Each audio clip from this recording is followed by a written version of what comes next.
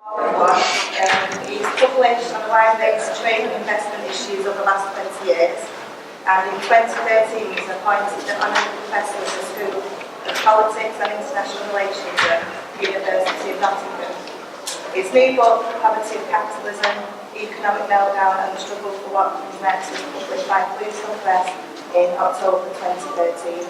John's going to speak for 10-15 minutes, and then it's going to be more of an interactive session and questions backwards and forwards.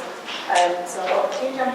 Tracy, thank you so much. Thanks very much for inviting me here to the May Day rally. We were speaking on the platform at Trafalgar Square yesterday about the new assault coming on working people across the world, both as a result of austerity and as a result of these new international deals, which are all about handing power from working people to capital.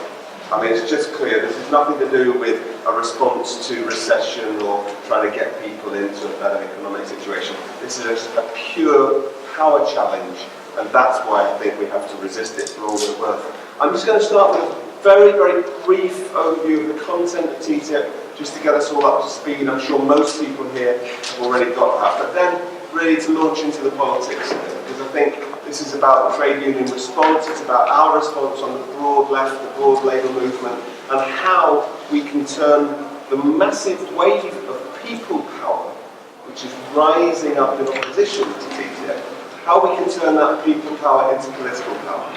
Because we've still got a bit of a problem when it comes to getting the political elite to listen and to change their role in it. So, TTIP, as you know, launched in 2013 and currently going through these rounds of negotiations between the European Union on the one hand and the US government on the other. They had the 9th round of negotiations in New York just last week, and part of the big deal that they were trying to do there was trying to force open the public procurement markets, the government contract markets in the US. This is what big business in the European Union has got its eye on. And in return, to give up as many of the jobs in the agricultural sector as they possibly can in Europe.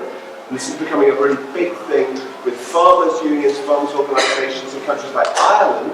Of course, there are still a lot of people employed in the farming sector, and they're seeing that they're going to get wiped out. Even the European Commission has said, yeah, pretty much. If you go into direct competition with the big agricultural producers of the Midwestern America, you're going to get wiped out.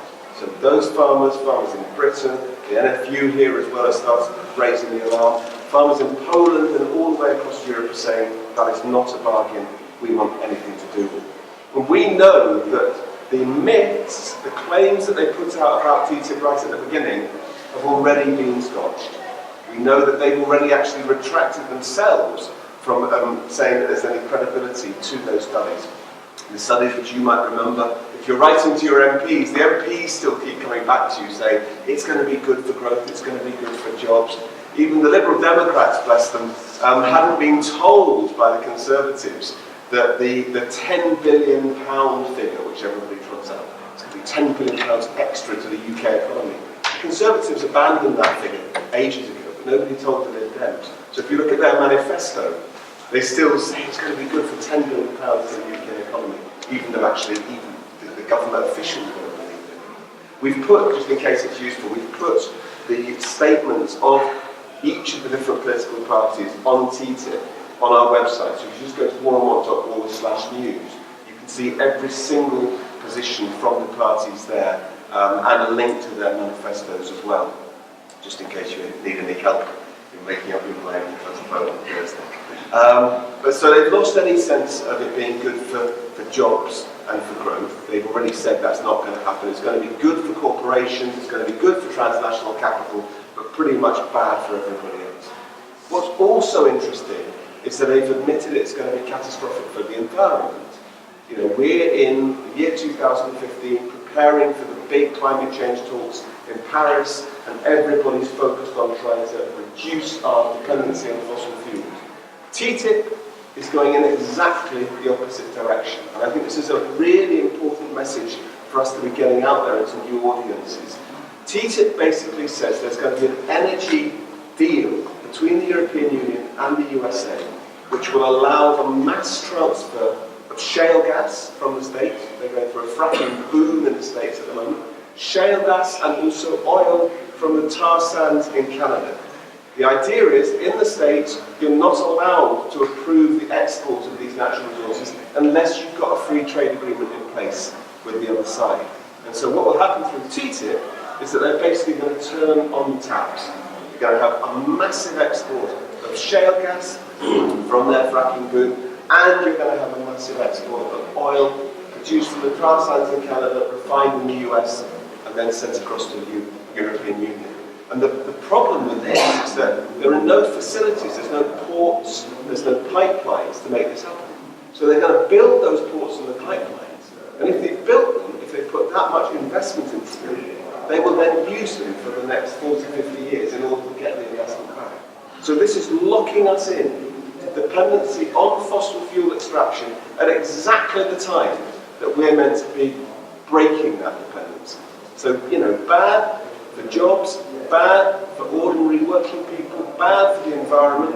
We've just heard, for those of you who weren't in the room at the time, it's also bad for our democratic rights, because there's going to be this clause in it, if it goes through like the US have said at the moment, which cracks down on any Palestine solidarity campaign. In a sense, for us, this is like Christmas, basically. It means we can join our Palestine campaign in favour of BDS with our campaign against TTIP.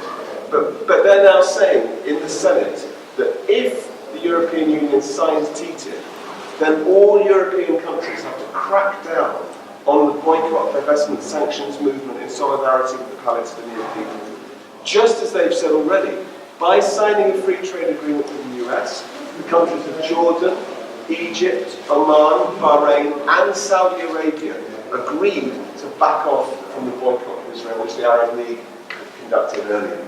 So they're using it to crack down even on our democratic space to act in solidarity with oppressed peoples across the world. But then, of course, the other thing, that wasn't bad enough. TTIP is actually pushing us towards a war with Russia. And they're saying this explicitly. They're saying that by getting all of that gas and that oil over from the USA, it will break the dependency of many European states on Russian gas and Russian oil, particularly gas. There are countries like Germany, the Baltic states, Poland, which are completely reliant on Russian gas in order to heat their homes. And what this means, they're saying, is that by getting all the gas from the US, we can turn the pressure on Russia. We can isolate Russia, and that's why they're calling TTIP the economic NATO. And I didn't know this, but there are currently troop operations and troop processions through the whole of the east of Europe. In Poland, they're getting US troops coming through the villages in tanks, in armoured personnel carriers, in order to display the force and the intent to stand up to Russia. Not just over Ukraine, because that's obviously just a flashpoint, but over the long-term project of isolating Russia and pushing us towards a Cold War. Was it so great in the last Cold War? I mean, we really want it back? And that, I think, is the other area of TTIP, the geostrategic side of it, which is saying the European Union and the US are in decline. We know that. We know that if you're looking at the rise of new states, China, Russia, Brazil, India, we know that they are going to be the future of the 21st century. And we have to come to a new dispensation, a new understanding of what our role in the world is going to be. But it can't be about fronting off and trying to isolate and play against those new states. It's got to be about cooperation. Otherwise, we are preparing ourselves for a new and potentially disastrous war with Russia and with whatever forces come in with it. So basically, TTIP is bad in every single aspect of it. And that's what reflects in this massive campaign coming out against it at the moment. The 18th of April, you will know, was the Global Day of Action against TTIP and all other free trade deals. And it saw hundreds of thousands of people coming out on the streets in actions across the whole of Europe, in the USA, and in many other countries. And gradually also, that's breaking through in the media. You're seeing more and more media coverage highlighting the dangers of TTIP and these other free trade deals. You've got, obviously in this country, a massive movement. And And this is where it's really so important that all the trade unions in this country have taken stances of complete opposition to TTIP. And the TUC, as you know, last September, the TUC passed a motion of complete outright opposition to TTIP. This is not a position that the TUC's had in the past. It's not a position which the TUC finds very easy. But they've taken it, and now we have TUC officials standing out and publicly saying the TUC is in full opposition. And that's a really, really good thing. But there's two big political challenges that we have. The first is in respect of the European Trade Union Confederation, the ETUC. The ETUC is very close to the European Commission, and traditionally it has been in favour of free trade agreements. And they meet every 4 years, the ETUC. 2007 they produced a manifesto document which said we're in favour of bilateral trade deals. 2011 they produced another document which said we're in favour of bilateral trade deals with the European Union. They're meeting this year, this September, in Paris. And we must make sure, as trade unionists, that we have some statement in there from the ETUC saying we are not in favour of this type of free trade deal. The good news is that the ETUC has already come out against the Canada deal. The EU-Canada deal, which many of you know is like a dry run for TTIP, has already been negotiated to its conclusion, but they're preparing it for the ratification process. And if we can stop that deal, CETA it's called, Comprehensive Economic and Trade Agreement, the EU-Canada one, that will give us a good chance of stopping TTIP as well. The ETUC has come out against CETA, and we must make sure it's going to come out against TTIP as well. And so we're trying to strategise at the moment as to the best way to make sure that happens. Because confederations of trade unions across Europe are almost all of them up in arms about this. It's only really the Nordic countries, the Finns and the Swedes, who are still saying they quite like free trade in general. So it would be a real travesty if we allowed the ETUC position to go the wrong way. But the second big challenge we have is with the social democratic parties of Europe, and particularly for us here with the Labour Party. If you look on our website, the Labour Party's position on TTIP is support. The Labour Party, like the Tories, like the Lib Dems, supports TTIP. So does the SNP, in case anyone's got all misty-eyed about them as a result of the media. And that's a real problem. You know, Labour has heard, as has the SNP, that there's a mass movement against TTIP, and so they keep on saying, we don't like the fact it's being done in secrecy, we don't like the fact that it's going to basically mean you can never renationalise the railways or close the NHS. They just say the NHS. And also, they don't like the fact that it's got this ISDS clause, the new corporate courts, the investor state dispute settlement mechanism, which will allow US corporations this unique power to be able to sue our governments in the future if there's any public policy introduced, whether it be raising the minimum wage, renationalising rail or health, whatever it might be. So Labour's saying, you know, we obviously recognise that there's a bit of a problem with those bits, but we are firmly behind the principles of TTIP. And we've met with the High Command as close as we can get, with Chuck and Moon and people like that right at the centre of Labour, and they're quite clear that they're not taking a position as yet which would align them with the TUC's position. And that is a massive challenge to us. Whatever happens as of next Thursday, we're going to continue this campaign and we're going to tell whatever government is formed that they are absolutely not representing the British people if they're going to continue with this pro-TTIP line. So those are just some of the political challenges I think we have in front of us. What I'm really encouraged by, just to completely finish, I'm really encouraged by the fact that more and more of the parliamentary candidates who are speaking up on platforms and hustings around the country, more and more of the Labour candidates are saying, we will not back TTIP. Irrespective of what the party line is, we will vote against the whip and we will say no to TTIP. And in fact, other party candidates are already saying, now, when push comes to shove, we know there's always a bit of a difference there. But it's important for us, I think, to be able to hold any candidate to account who has said they won't vote for TTIP, to make sure they don't, and put pressure on all of the others as well. We can win this. We can win it at the European level. We know that we've got Syriza, already saying they don't want anything to do with it. We've got potentially Podemos in the Spanish elections this year. Even Sinn Féin in the elections next year. I was at the Sinn Féin conference a couple of months ago. They're polling ahead of the other countries in the south, in the Republic, and they've got a no TTIP position as well. If it comes to the national parliaments, we can win there. If it's at the European Parliament, we could even win there.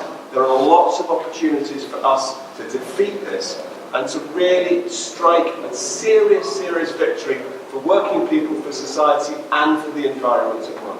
We can't afford to lose it, but we can win it.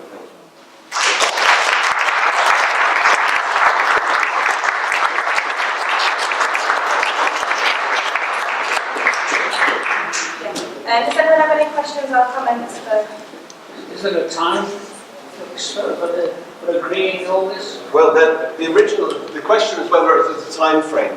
Their original hope had been to rush it all through by the end of 2015. For two reasons. One, because they didn't want people to find out about it. The more people find out about it, the more toxic it becomes. But also, secondly, that 2016 will obviously see the US presidential election kick off in earnest. And now they've said they've realised they're not going to meet that 2015 deadline. But they're still hoping to be able to get it done before President Obama leaves. The best chance for the US is when you have a Democratic president and a Republican Congress. That's the sort of the mix which enables them to get it through. So they're going to try and get it through in 2016, even if it's just the end of the political negotiations. They can then do all of the legal text after that, and that's why this next 18 months is so important for us. My understanding is that if TTIP goes through, it will bring in its wake a judicial system which will be supranational, if you like, divorced from our judicial system. And that's clearly one of the things that the Palestine Solidarity movement is very much afraid of. Could you say what you know about that proposed mechanism? Yeah, definitely. I'm sorry, because a lot of what I said was a little bit sort of truncated, because firstly, I know that we're on a little bit of a tight time frame. I mean, also, I think that a lot of people have heard some of the background of that, but certainly this is one of the most worrying bits of TTIP, the introduction of this investor-state dispute settlement mechanism, the ISDS. And it is, as you say, a completely new form of parallel judicial system, only available to foreign corporations, in this case to US corporations.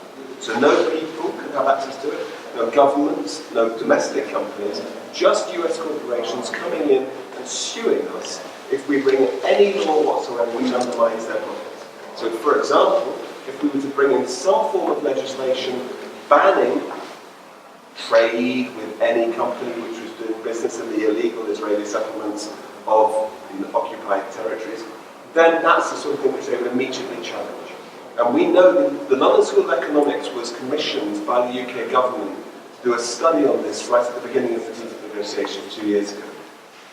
And the LSE study said quite clearly, we will see no extra US investment as a result of this. No country, no industrialized country, has ever seen any more investment. And, look around you. US corporations have not been waiting for this. They've been here for decades. What it will bring is massive costs. Because we already know that when US corporations have this power in other parts of the world, they've used it again and again and again. So Philip Morris, as we know, suing the government of Australia for introducing the plain packaging of cigarettes. And now Philip Morris saying they're going to do the same thing in Britain if this power comes through. And they're saying they're going to sue Britain for £10 billion because they reckon that's the sort of worth of their branding on the shelves when they sell cigarettes. So it's an absolute affront. And we believe that this is one of the things which is most toxic. 7th of May, same day we go to the polls, the European Commission is bringing in a revised, a reformed, a people-friendly, an updated version of this ISDS mechanism in an attempt, this is particularly for them to try and win over the social democratic parties of Europe. And there are Labour MEPs who are itching to be able to support TTIP and who really want to see this. And we need to fight back and say, we don't care about your reform of this power. We don't want this. There were 150,000 responses to the European Commission's consultation on this last year. You know, they put out this incredibly complex consultation. They thought they'd get 500 people. They got 150,000. They got so many responses it crashed their server, and they had to extend the whole consultation period. And all of them, except for their corporate friends, said, no, we don't want it. Now, I said this, I met with the European Trade Commissioner herself, and I said, you know that the people of Europe are dead against this. She said, I do know that, but I don't get my mandate from the people of Europe. Now, we have to make her eat those words. We've got to make her eat those words and say that's unacceptable. You know, I know you're an unelected bureaucrat. I know you're unaccountable. We can talk about the European Union as a whole later. But, you know, that is unacceptable to be spitting in the face of European opposition. John, I'm so disappointed. I guess you kind of answered the question.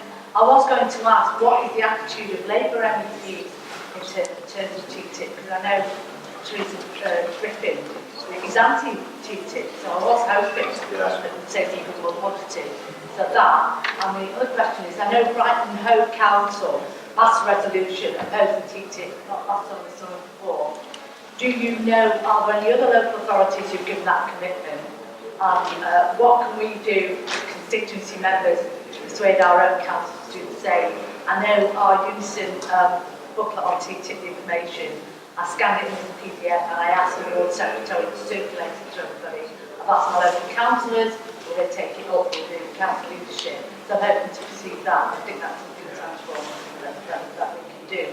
And also the information about Philip Morris, and I know Veolia was suing Egypt, I think, for trying to bring in the minimum wage. Is there any website that's got that comprehensive information? Because I think for ordinary workers, that kind of information that has more of a relevance rather than the details, you know, like Philip Morris. Or is whenever we can access that information in one go, so we can say, look, this is what's happened already. Yeah, definitely. I think all of those are really important things. Let's start sort of most local. Let's start from the back upwards. The information we've got in the updated version of the booklet, which is outside, if people want to hold on to go hold a copy of it, has got the cases in just sort of bullet point, one after the other. There's a more comprehensive one which is available, which looks at a lot of the European cases. But I think, you know, in terms of the first stab at why there's a million jobs at the front to go, why there are these particular cases which are being brought, look at that, and there are other things you can throw in there. At the local council level, definitely.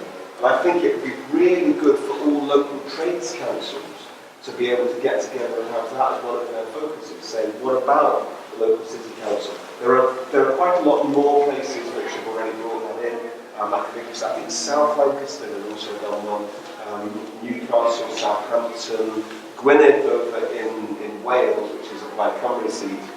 They've already passed a complete no TTIP motion. And in other countries, Austria's got 200 local municipalities and local councils who've come out against TTIP already. So it's really beginning to take off as a really strong way of saying, at a local level, people don't want it, and also political representatives don't want it.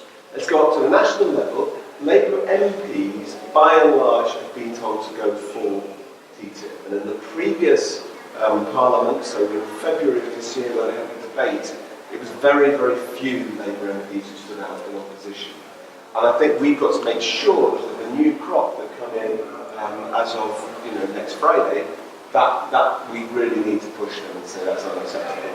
And we've been doing that in the hustings, we've been doing that on the local level across the country. I mean, in Brighton, in the Camp Town, the Labour MP, the Labour prospective MP, she stood up and said, I will vote against it. In Sheffield Hallam, which is Nick Clegg's seat, the Labour candidate said he's going to vote against it. So we've got more and more coming out like that. At the MEP level, there's a bit of a divide. The person who now leads on trade for the Labour MEPs, Jude Curtin-Darling, long-standing trade union official herself, she's much closer to us and she knows all of the things that are involved. And she's been pushing very hard for a no vote on the EU-Canada deal. David Martin, Scottish MEP, who was the Labour representative on these things, he is just desperate to vote for it. And we've got to hold people to account for that. It was funny actually, we took a whole lot of activists over to Brussels in February, including UNISON activists as well. And yeah, it was a bit extraordinary when people started giving David Barton a bit of jip when he was on the platform. You turn straight back to, well, excuse my French, you turn back to all of the people and said, if you don't like him, just piss off. Now, again, it's obviously, it's not necessarily Labour Party's policy to tell your constituents to piss off, but, we need to hold them to account. Global education program, it seems to be part and parcel of this whole process. Explain further where Jim fits in this one into the fight. Yeah, definitely, and I think that it's something which the education trade unions, not just in this country but across the whole of Europe, are also focusing on. I know the NUT, the NASUWT and the ATL have all come out now in opposition to TTIP and are bringing forward new motions. But what's particularly important here, I think, is that while obviously at the global level, the Global Union Federation of Education International has been working on Germany. On TTIP, they haven't yet got to a perfect position on it. They're saying let's take education out of TTIP, which is a very sort of parochial approach, which some people have said in terms of health as well. Let's take health out of TTIP, as if it will then be okay. And I think we need to be clear to Education International and all the education trade unions outside this country, because in this country, all the education trade unions are absolutely clear on it. It's just got to be no TTIP, full stop. We've got to make that the position of Education International outside. The problem in some of the global union federations is that there's a lot of Scandinavian money sloshing about, and the Scandinavians are the ones who still believe that TTIP is somehow going to be good for working people. No one's quite explained how, but that I think is the struggle, to link up your position to all of the different aspects for the privatisation and liberalisation of education, but to say no in principle, not just let's have a carve out for ourselves. We'll have the last two, then we'll have to wrap it up. Do you want to go next? Yeah. Can I just make a couple of announcements? Thanks, John.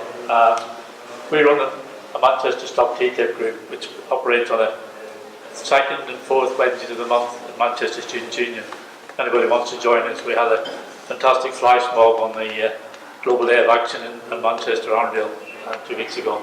So please come and join us. We're trying to get a lot more activities, a few other things planned. We're joining in and everything is John. But another big issue that John mentioned before was the climate change. Some people next door are showing a film on climate change. We're organising a similar event as happened in London a few weeks ago, which John was at, on the 17th of October in Manchester. The planning meeting for that's on the 26th of May, 7 o'clock, Friends Meeting House. So as many activists as possible, is to merging as many people as possible, TTIP, climate change, and the other activists who are here today. Please come along to that. We want to run a massive meeting. We're hoping to get Naomi Klein on Skype to that. If she celebs and want to get some big name, we really wanted to make a massive event. So TTIP will be very involved in that. John hopefully will be coming to the event as well.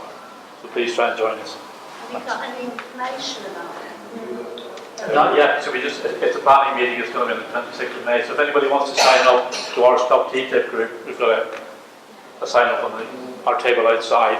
We can then email you with any further developments from that meeting. Can we take the lady's last question and then we'll I was just going to say, if TTIP gives priority to American corporations, won't British corporations be affected by them and not vote for TTIP? Or? Yeah. It's a really good question. It's a really good question, particularly the smaller and medium-sized enterprises. And this is where there's a big tug of war at the moment with the European Commission saying it's going to be really good for the small enterprises.